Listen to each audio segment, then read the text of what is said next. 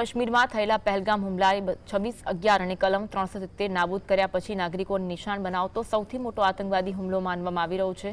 હાલ આ હુમલાની જવાબદારી લશ્કર સમર્થિત ટીઆરએફએ સ્વીકારી છે, પરંતુ સવાલ એ થાય કે શું સુરક્ષા ખામીઓ અને ખુફિયા ચેતવણીઓની અવગણનાએ ફરી એકવાર કાશ્મીરમાં આતંકવાદીઓને તક આપી? આ ઘટનાએ કાશ્મીરની શાંતિ અને અમરનાથ યાત્રાની સુરક્ષા પર પણ મોટો પ્રશ્ન ઊભો કર્યો છે।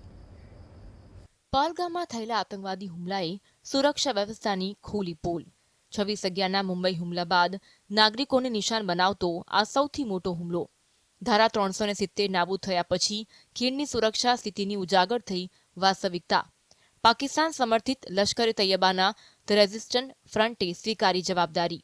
જમ્મુ કાશ્મીરના પહેલગામમાં થયેલો આતંકવાદી હુમલો 26/11ના મુંબઈ હુમલા બાદ નાગરિકોને નિશાન બનાવતો અને 2019માં ધારા 370 નાબૂદ થયા બાદનો સૌથી મોટો હુમલો માનવામાં આવી રહ્યું છે। આ હુમલામાં અત્યાર સુધી અનેક લોકોના મોત નીપજ્યા છે, જ્યારે વડાપ્રધાન મોદી, ગૃહમંત્રી શાહ સહિતના અનેક લોકો દોડતા થયા છે। બીજી તરફ પાકિસ્તાન સમર્થિત લશ્કરે તૈયબાના ધ રેઝિસ્ટન્ટ ફ્રન્ટે આ હુમલાની જવાબદારી સ્વીકારી ખીણમાં પોતાની ઉપસ્થિતિ નોંધાવી છે।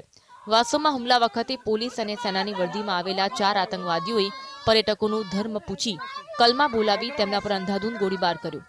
બીજી તરફ પાકિસ્તાને આ હુમલાને લઈ તેના પર લાગી રહેલા તમામ આરોપો નકાર્યા, પરંતુ સોશિયલ મીડિયા પર તેની સરહદી ફૌજી ગતિવિધિઓ અને લડાકુ વિમાનોની હિલચાલના દાવાઓએ શંકા ઊભી કરી છે। આ હુમલાએ સુરક્ષા ખામીઓને ઉજાગર કરી, કારણ કે બેસરણમાં કોઈ સુરક્ષા દેખરેખ કે ક્વિક રિસ્પોન્સ ટીમ નહોતી। પોલીસ અને સેનાની વર્દીમાં આવેલા આતંકવાદીઓએ કર્યો હતો હુમલો। પર્યટકોનું ધર્મ પૂછી કલમા બોલાવી તેમના પર કર્યો ગોળીબાર। આતંકવાદીઓની ક્રૂર માનસિકતા અને ધાર્મિક કટ્ટરતા ફરી થઈ ઉજાગર। આ હુમલો એવા સમયે થયો જ્યારે વડાપ્રધાન નરેન્દ્ર મોદી સાઉદી અરેબિયાના અને અમેરિકી ઉપરાષ્ટ્રપતિ JD વેન્સ ભારતમાં હતા, જે સૂચવે છે કે આતંકવાદીઓએ આંતરરાષ્ટ્રીય ધ્યાન ખેંચવા માટે જાણી જોઈને આ તક પસંદ કરી હતી। ગુપ્તચર એજન્સીઓએ એપ્રિલમાં પહલગામના હોટલોમાં રેકીની ચેતવણી આપી હતી, પરંતુ તેનું વિશ્લેષણ કે કાર્યવાહી ન થઈ, જે સુરક્ષા તંત્રની નિષ્ફળતા દર્શાવે છે। 6 એપ્રિલે ગૃહમંત્રી અમિત શાહની શ્રીનગરમાં ઉચ્ચ સ્તરીય બેઠક બાદ પણ પહલગામ જેવા પર્યટન સ્થળોની સુરક્ષા પર ધ્યાન ન અપાયું, જેનો આતંકવાદીઓએ લાભ ઉઠાવ્યો। પાકિસ્તાનનું આંતરરાષ્ટ્રીય સમર્થન ઘટ્યું હોવા છતાં આ હુમલા દ્વારા તે જમ્મુ કાશ્મીરમાં અસ્થિરતાનો સંદેશ વૈશ્વિક મંચ પર આપવા માંગે છે, જે ભારતની કૂટનીતિક અને સુરક્ષા વ્યૂહરચના માટે પડકાર બની રહી છે। વાસ્તવમાં વર્ષ 2000માં પણ બિલ ક્લિન્ટન ભારત મુલાકાત પહેલા ચીટીસીપુરા નરસંહાર જેવી આ ઘટના આંતરરાષ્ટ્રીય ધ્યાન ખેંચવાના પ્રયાસ લાગે છે। પાકિસ્તાને હુમલામાં પોતાની સંડોવણીના આરોપો નકાર્યા। LOC પર નાપાક ગતિવિધિઓ અને લડાકુ વિમાનોની જોવા મળી હિલચાલ। જોવા જઈએ તો હુમલો સુરક્ષા ખામીઓનો પર્દાફાશ કરે છે।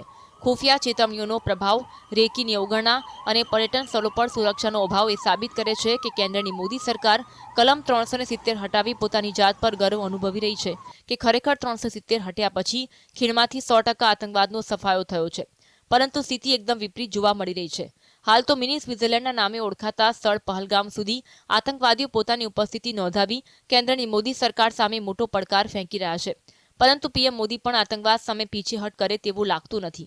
તેઓ પણ પુલવામામાં અને ઉરી એટેક વખતે કરવામાં આવેલા સર્જિકલ સ્ટ્રાઇકની જેમ ફરી એકવાર સર્જિકલ સ્ટ્રાઇક કરી સંતોષ માની લેશે।